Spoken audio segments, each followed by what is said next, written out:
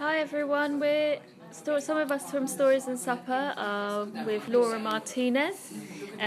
She's doing a workshop today, and some of the stories that we've been exploring might go into the recipe book that's coming up. So check out our crowdfunder. We're just going to speak to Laura a little bit about her workshop. Could you explain your workshop a bit, Laura? Yes, this is a workshop about Build Your Family Album. This is a story that began when I have to leave my country and start in a new place. I started working with my old pictures and the pictures that my mom and my sister sent me through the cell phone. So I kind of build this idea of my home in a time album that it has helped me to go through this path of going to a new place, a new home. So I started doing workshops and helping people to get like self-esteem, self-awareness of the immigration, and it's been really good. People feel identified with the pictures, and that's the whole idea. When you take a picture, you take a memory, and it's going to be there for, I don't know, for as long, but it's going to be there for the next person, and people can be related through photos. So that's the whole idea with this workshop. Cool, wonderful. You've put a story and a recipe into our upcoming recipe book. What's your recipe? So my recipe is the arepa. It's my typical food in Venezuela. It's made with soft white corn flour. So you can buy it in the Caribbean market, or you can buy it in Tesco. The brand that I use, it's called PAN, P-A-N. And it's our typical food. We eat it every morning. It could be brunch, could be meal, could be dinner. Every time you want. People can eat it with chicken. You can eat it with beans. You can eat it with plantains, cheese, ham, even with marmalade. I have friends that eat it with marmalade. I never do that, but you can do it as well. And it's a food that brings together the community, the home. Every time we made arepas in my house, everyone was together, we were happy. And now when I have new friends and I, serve this food and bring it to my home, I think like I'm being more, I'm connecting with people and making like part of my family. So it's really nice. Cool. So, you can take a look around the workshop if you like, and you can see the stories that they are making with the photos. Great, thank you, Laura.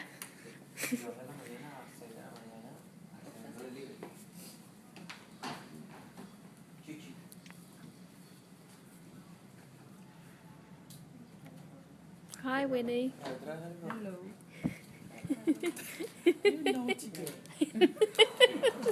Could you take us through maybe one of the pictures that you've stuck into your book today? To explain your stories from home. I'm going to take my first. Mm-hmm. This is when I was 13 years old. It was my birthday, and normally my grandma usually make my dresses, everything, knickers and everything. But my mom seized the opportunity to buy me the dress, my shoes, socks, ribbon and everything.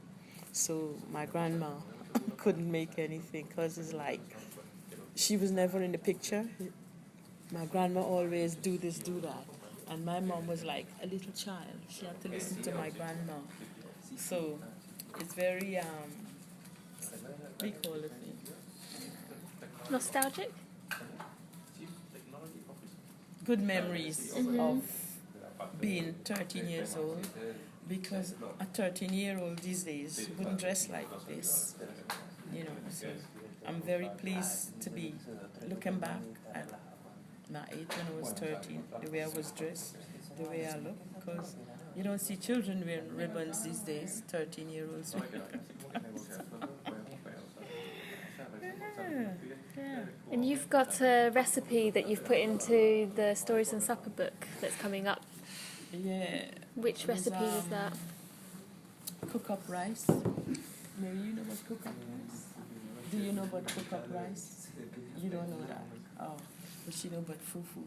And what was the story behind your cook-up rice? The cook-up rice, my grandma used to cook it every Saturday, because like Monday was a different dish too. That's how she was. And the cook-up rice had like black eyed peas, which she soaked it the night before. We say soak. I don't know what you guys say now. The night before, and then she cooked it the next day with coconut milk and lots of seasoning. And if you want, you could put meat in it, or you cook it like that, and fried fish separate, and when you have it in the dinner. Yeah. So it reminds you of your grandma. Because I grew up with my grandma. Because back in the days, it was so old-fashioned. Because all my grandma children that moved to the city, because we lived in the country, and the city is 6 miles away, and they got children in the city. My grandma went and said, in the city is no place to bring up children. So she took my cousin. He was the eldest. Then when I was born, she came and she took me. Then when my brother was born, she came and she took us. But my mom said, she used to tell them, you have to come and see your children every Sunday.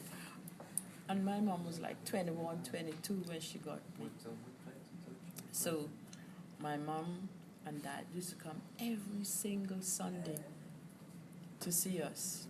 And my cousin, his dad. So we used to be sitting down on the stairs, looking to, cause we came from church, and we looking to see, my cousin dad, he used to ride a motorbike. So when we see the motorbike coming over the train line, we'd get up and run and get to him. Then he'd put us on the motorbike, and then he'd take us home. And then we're looking out for our parents now, because they had to walk, because they come with a train from the city. So the minute we see them coming, we just, all three of us always run. And then jump on my dad's back, you know? Yeah, and then he'd fetch me, and then get home. And every Sunday, I noticed he used to hold my grandma's hand, because I've got this inquisitive mind. So I think it was when I was about 5 years old, when he did that. I said, Grandma, why is Dad always touching your hand? And she just said, things don't drop from the sky, you know. That was it. It's still when I got married, then I realized it's money he used to give her. So things don't drop from the sky, because we always want, innit? So that's what she meant. She don't say blah, blah. Because in those days, children are supposed to grow up as children. Yeah. And who shared that meal with you that you said you had?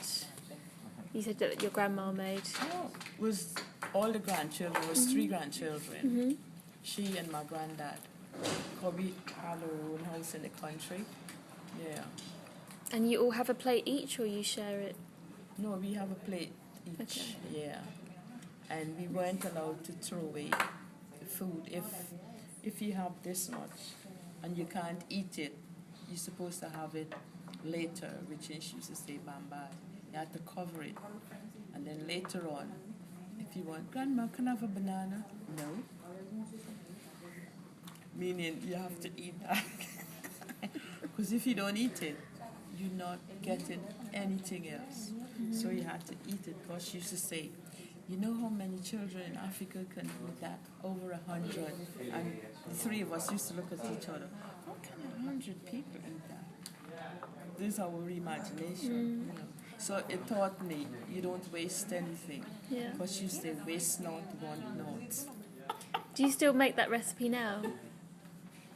The cook-up rice? Yeah. No, I don't, because my kids are home now, so it's my way. And I don't eat meat now. So you usually eat it with it's my meat? way, yeah. I cook lots of veg or whatever I want. So I don't have to ask the kids, what do you want today? You know, so it's what I want. I cook, and then I found it boring cooking every day, because it's me alone. So I cook for the week, and then so I can get to go to my classes, go home, put it in the microwave, which we didn't have it those days. Okay, thank you, Winnie. Hopefully we'll get to test your recipe at some point. So thank you very much. Thank you. You shocked me, man. Is this yours? No.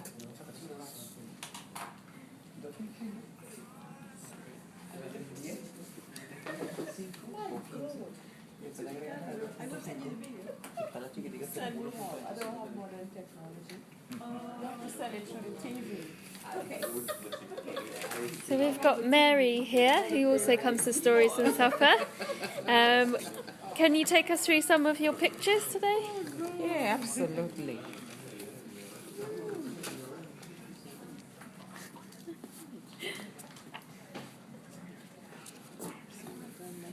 Nice. So that's a picture from you at Stories and Supper Yes. in one of the workshops. Absolutely.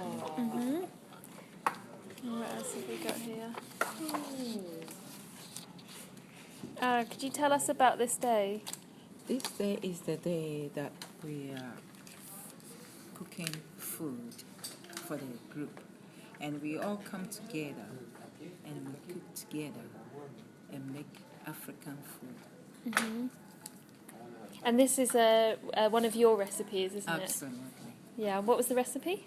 It's the name is called apesi, and it's traditional food, and it's a rich food because in Africa, when you eat that food, it gives you more strength, it gives you energy, it gives you more activating, so that the whole day, if you don't eat any food, you are still fuller. So it's great for us. Yeah. And are you excited to have your recipe in the new book? It's going to be out. Yes. I can show you some of it. Yeah.